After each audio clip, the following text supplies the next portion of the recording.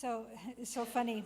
Holly says, "Oh, I get to do music on a day you're talking." She goes, "What are you talking about?" "How to reverse financial adversity." And she goes, "Oh." And you would have thought that was a creative urge stopper, but you did great. I would just like to listen to you. So I think most people here would as well. So I'm going to give just kind of a briefer talk today because we had so much sharing already, sharing of community. And, I'm struck before I even begin, this intentional giving, this conscious giving, it is about community, and it is about what we do here, how to change our lives, how to change our thinking, and change the course of where we're going and what we have. And I look out to you, and I see you here today, Anne, with just losing your precious dogs. And I recognize we know one another. We know one another in ways that we can't always come maybe to a service, but over the 30-some years that I've been here, I've gotten to know many of you very well. And the new people, I'm learning all about you.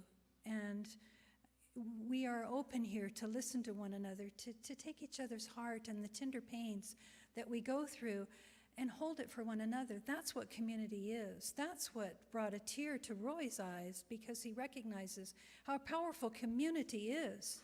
How powerful. We felt that in great joy last week with the women.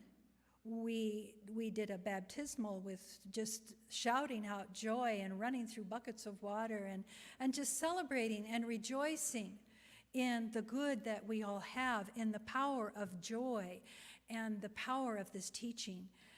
And I think of little Bodie was here this morning, Candace. I saw his little sweet face at the hospital just a couple days ago. And it's like, that's our Bodie. That's our baby. What's wrong with our baby? And so, the call to prayer, it's like, it's not yours. He's our baby. And then to see him up here and his little precious brother saying, this is where God is, and showing him the words of the song, that's community. And why wouldn't we want to allow all of our good to flow in that direction to support one another? That's what intentional giving is. That's what we support. The smallest amount, the largest amount, it just keeps flowing. It's not added up and held somewhere. It just keeps flowing. And so today, with the endowment brunch that you're about to celebrate, it's all about how you chose to stuff those little piggy banks all year long. And if you didn't get a piggy, you might want to get one because they're so much fun. And I had shared at the earlier service, I was sort of stingy when I first got my piggy because I knew how quickly quarters could add up to some money. And so I kept those aside. That's going to be my money for I don't know what. So this year I stuffed mine with quarters, and I feel pretty proud about it because I find a breakthrough inside me. I thought, I don't mind giving quarters. Oh my gosh. Next it'll be $100 bills. Maybe not. But I am willing, and I'm watching myself change because of this teaching. And Mahatma Gandhi says, to believe in something and not live it is dishonest. So I do believe that God shows up in all things, omnipresent, omniscient, all-knowing, all-powerful. I believe in that wholeheartedly. I believe it for myself. I carry that for you. I know you believe that. This is what this teaching is about. It's about who we are and how we can champion our life and make a difference. I believe in that. But if I did not live it, I would be dishonest. So what gets in your way when it comes to speaking of God and your financial good? And I ask you, sometimes people think, I don't know. I don't really want to think about it. I'm inviting you to today, just look at what buttons are pushed inside of you, what revelations are stirring inside of you, because this teaching is poking at your belief system. It is poking at where you owned an idea that really wasn't yours. It was given to you. It was planted in you. It was a seed. And it came from the good of our parents. But, I had a very strict upbringing with just enough. Just enough. And so I lived a lot of my own early adulthood, teenage years, just thinking, just enough. I have just enough. And to break through that was freedom. To break through that understanding by understanding what true Scripture meant, when every Scripture, every master teacher points to God is in everything, and God is the good. God is all the good that you could ever want. Yoga Sutras, which I've studied, speaks of it as asteya. It's abiding your life in generosity and honesty. Material and spiritual prosperity is bestowed. Spiritual and material prosperity is bestowed when you abide in that place inside your heart that I choose to be a generous person. I choose to live this truth honestly and authentically. So, as I shared before, we come into the world just stark naked, right? A little streak with a little yuck, and then that's all cleaned off. And then people start giving us stuff, right? Before you know it, you got all these clothes on. And then we die, and they're still dressing us, but there's nothing, depending on where that's a whole nother subject. I'll just go off. I'm thinking of, the casket. Oh, but what if you're, I don't know. What do they do? Do they burn you with clothes? I don't know. We're not going to talk about that. That's another talk. But we leave with nothing, right? We leave all our good to generations to accept that.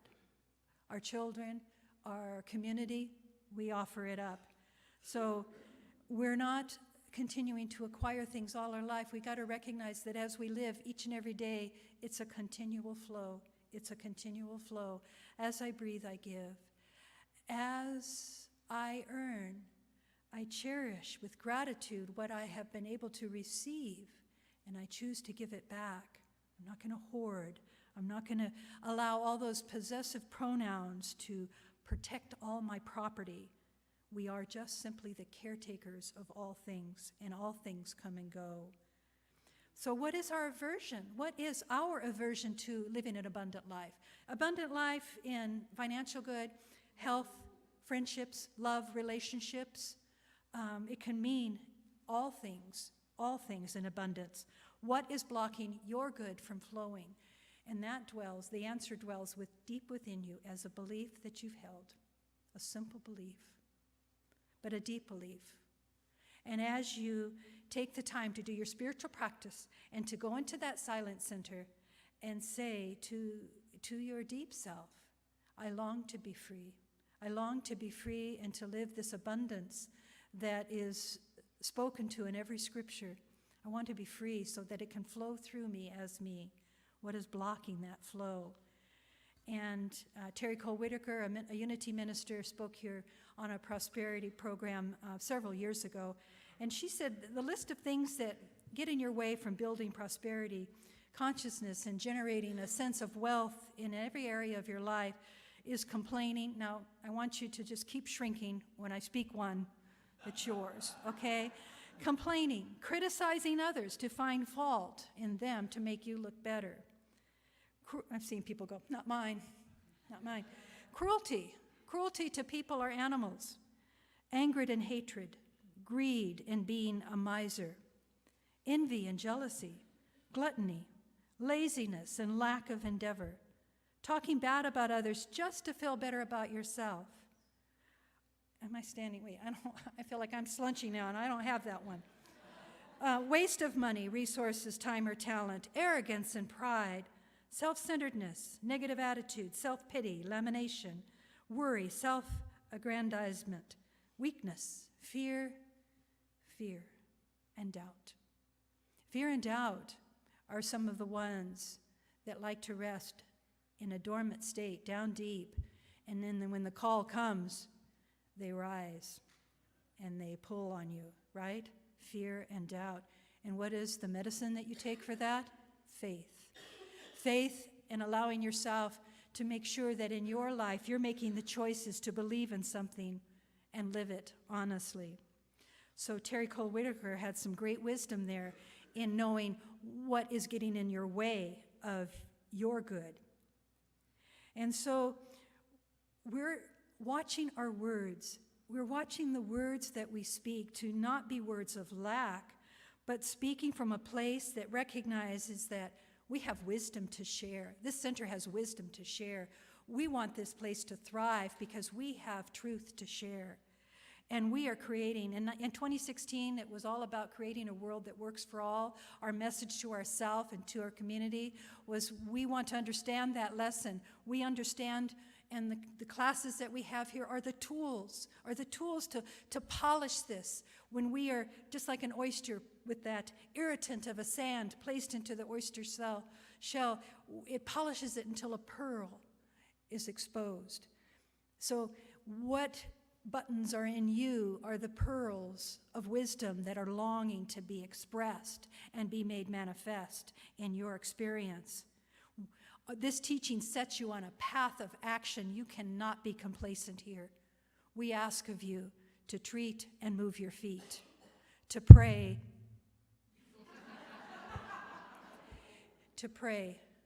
and to know that a greater good is unfolding. We're called to action. We're inviting your participation. Yes, we are. We have to speak of financial good here. We have to speak of it. We support one another. It is us that we're supporting. So we call upon that. We call upon your good in service, in seva, in your dedication to longing to be the one that is willing to humbly give and give again, and to know that you are changing lives by being here. You will prosper if you have the courage to examine your beliefs and change your thinking. If you align yourself with spiritual thinking and like-minded people, you are changing your life for the better for all concerned. You will be the one somebody turns to and said, this really sucks, where I lost my job. Really? What's waiting for you? What else is out there? What do you want to do? Well, I did hate my job. Yeah. But what can you do now with this space of time? What can you do? And you want to stay in that intentional field. You see, Abraham Hicks and all of those teachings that seem a little bit woo-woo, they're asking you to be in a vibrational field, to be the magnetic pull to that good into your life. You be it. You stay in that intentional field of good and allow it to flow through you as you. Hey, I'm here at this center and I'm in an intentional flow of good. Watch it flow through me. And you feel just really empowered. These two offering their good to us on New Year's Eve to celebrate and dance together. I can't wait for that party. And it's out of their good. They could make millions somewhere else, and they're going to make millions sort of here with love. But it's us flowing, and that's what we do for each other. We hear a call, and we say, I can do that. I can flip a pancake. I can put pennies in a bank, quarters, 50-cent pieces. Actually, one 50-cent piece went into my bank, and I went, and I had to think, what's that? And I thought, but I don't know. Was it a pure silver one? I don't think so, because I'm sure I went through my coins at one time. I know that. But we're looking at an intentional field of good and allowing it to flow through you. Giving. When we look at what is the adversity, the challenge for you is to be this good steward of all that comes your way, to be in gratitude and to allow it to flow, but also to remember that as it's flowing and as you're giving, you are receiving, giving, receiving. You guys are going to receive so much love from us, so much. You're going to be so popular. Yeah, that's what it's about.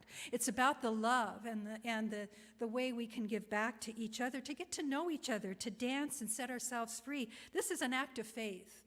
It's an act of faith because the invitation here is for you to shut down the language of the world, the news that says there's not enough jobs, the economy's in the toilet, this is going to be taken from you, and you become the steward to say, I know in my faith path a greater good is unfolding, and I'm anchoring myself in that truth. I choose to have faith in the abundance. I have faith.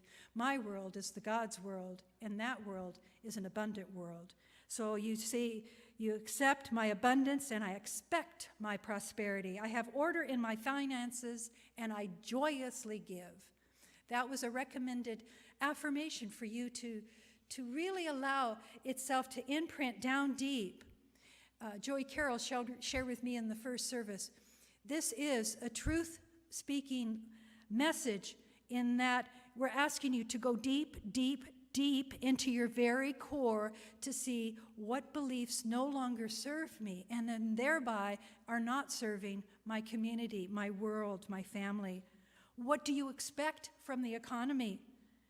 Do you realize that your influence in the understanding of the economy is just upon what you have heard? But there are so many beautiful books. Eric Butterworth, Spiritual Economics, powerful teaching. He takes the wisdom of the ages and he restates it in such a way that you walk away going, I've got my good in order.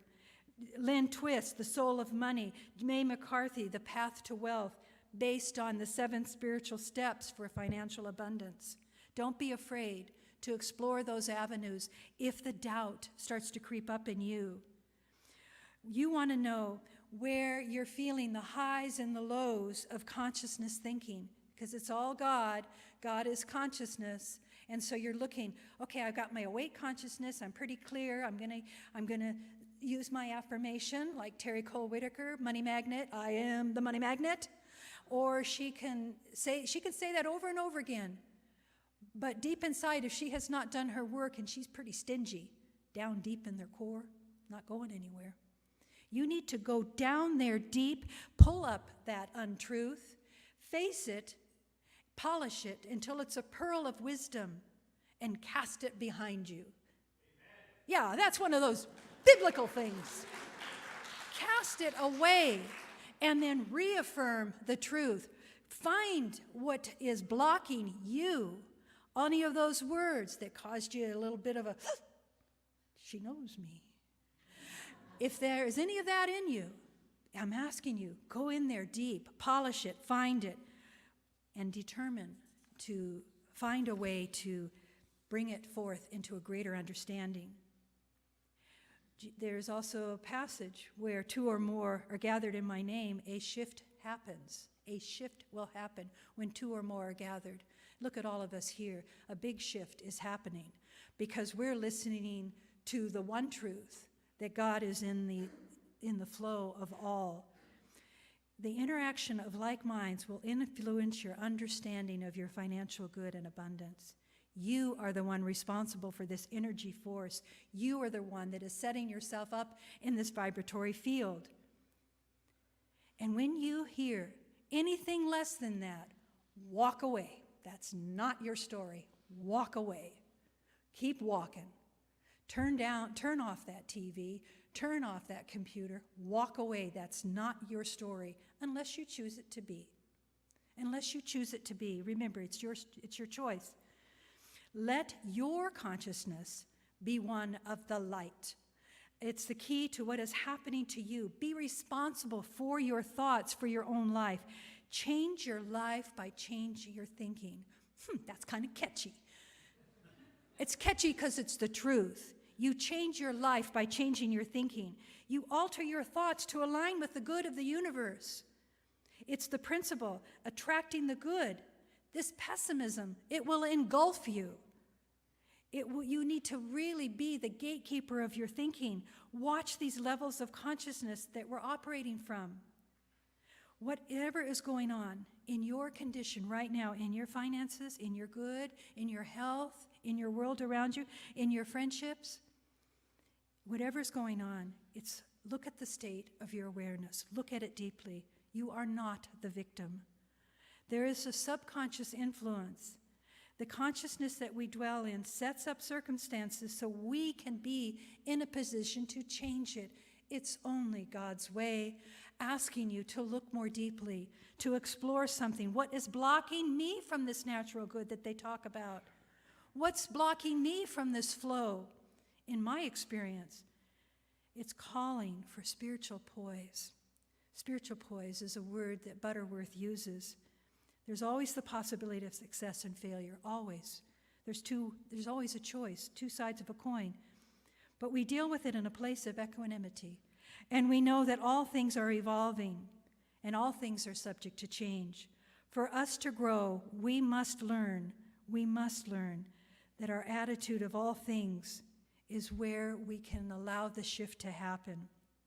Is whatever happens to you, watch it. Is it good or is it bad? Comes from that old Taoist story of the old farmer who worked his crops for many years. I know you've heard this, but hear it again. And his horse ran away. Hearing the news, the neighbor came. "Oh, such bad luck," they said sympathetically. "Maybe," the farmer said. The next morning, the horse returned, bringing 3 other wild horses. "How wonderful," the neighbors exclaimed. Maybe," replied the old man. The following day, his son tried to ride one of the untamed horses, was thrown and broke his leg. The neighbors again came to offer their sympathy. "Oh, what a misfortune." Maybe, answered the farmer. The day after, the military officials came to the village to draft the young man to the army. Seeing that his son's leg was broken, they passed him by. The neighbors congratulated the farmer on how well things had turned out. Maybe. Can you live that in a maybe consciousness? It's a challenge. It's a deep spiritual challenge because there's so much drama, so much attention from the ways that we live our life and when things go off course. Is it good? Is it bad? I don't know. It just is. So this example and things that Butterworth speaks of, if you're seeing yourself as unemployed and you keep reaffirming, you're staying unemployed. And you can go, seriously, that's it? Yeah, don't dwell on the problem. As the reading started off, dwell on your solution. See yourself as if it's so right here, right now. That's the power of this teaching. Right here, right now. Change your faith. Work on it. See yourself as ready, already at work, already doing what you want. Challenge your faith. Work with it. Take action. Grow from your experiences. Don't die from them and wonder what happened. The Bible states always, it came to pass. It came to pass. It came to pass. Something better is on the way. Maybe. So you are the leader of your consciousness. You are the one influencing your world. In Psalms it says, "Blessed is the man who walks not in the counsel of the wicked, nor stands in the way of sinners, but nor sits in the seat of scoffers. But his delight is the law of the Lord, and on his law he meditates day and night. He is like a tree planted by streams of water that yields its fruit in its season, and its leaf does not wither. In all that he does, he prospers." Refuse to engage in the trend of negative influence and stay in tune with the divine law of prosperity. Let this substance flow through you as you. There's so many words to share on this topic, as I think Holly helped me open up with it a little bit here, because we do find our own way in adversity to our financial good, to whatever good's flowing in you. So ask yourself, what words am I using? What beliefs am I continuing to reinforce? What emotions am I allowing to feed my success or my stuckness? Am I brooding and just simply telling my story over and over to any ear that will listen? Am I magnifying these issues? Butterworth reminds us that no one can ruin your life. You are the only one responsible for the way you accept what has happened to you. The incident was external, but the reaction is your own. You are the inlet and the outlet for all that there is in God. So the invitation, 3 steps from Butterworth's wisdom: relax, let go of the problem. Let go of it. Realize the I amness that we speak of here. Realize the energy built up in that affirmative word, God is and I am, and really feel the juice of that. And when you recognize from the depths of your being a shadow of doubt starting to emerge through you, something that causes you to counsel yourself in such a way, Move to that and then bring it to the surface, bring it to the light, and then deny it, get thee behind me, and reaffirm again. Use your affirmations to let go of your anxiety and your concerns and your tensions. Let your words be out in our society, words of affirmation. Pray with the consciousness of God and know that God's words are speaking through you. Don't let your thoughts end on a negative note. Cancel and replace those unattended thoughts. Those are the lazy thoughts, and we're more than that.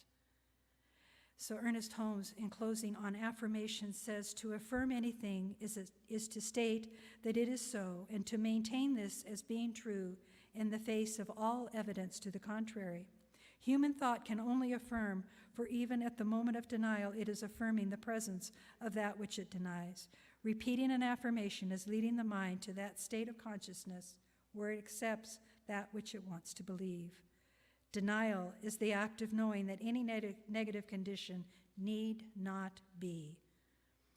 Clear the ground, dredge up those mental challenges, prepare the soils for constructive affirmation, and do not stop.